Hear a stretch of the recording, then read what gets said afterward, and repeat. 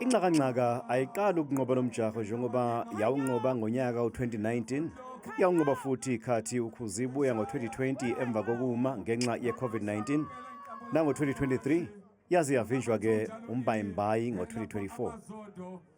Inkandla May yasungulwa eThalaneni ku-Ward 4 ngesikhathi sobuholi bukaNdunankulu waKwaZulu-Natali uThamsanqa Ntuli. Likhulu isasasa ngentuthuko enkandla ngoba kuningi okwashintsha enkandla uqala kuba khona kwalomcimbi lo.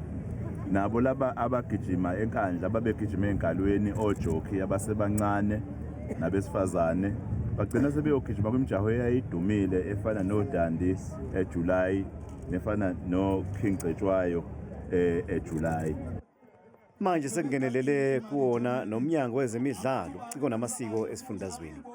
Lolu suku lwasenkandla olubizwa ngenkandla May lwasungulwa eminyakeni eyisishiyagalolunye edlule. Siyabonga kakhulu ukuthi kuze kube namhlanje lumile futhi kunokuthi luhlehlele emuva liyabona ngathi liyathuthuka kakhulu.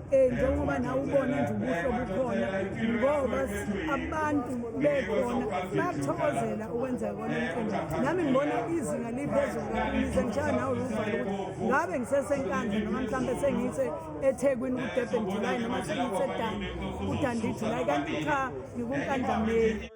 Ihashe liphume isibili kulomjaho, amazondo kwathi uPaul Chester waphuma isithathu.